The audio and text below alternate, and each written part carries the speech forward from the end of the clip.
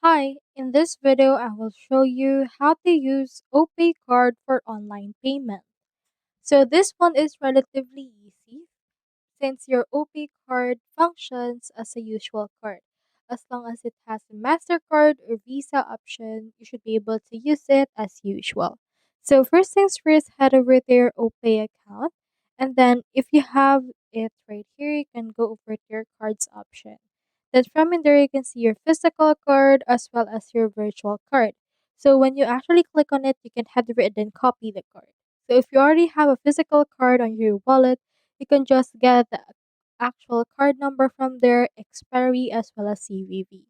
So once you have actually something like this, you can just input your name, your card number, the expiry date of your card, and security code as well as your postal code, and then click on the display option. It functions just like any other card that you have actually owned.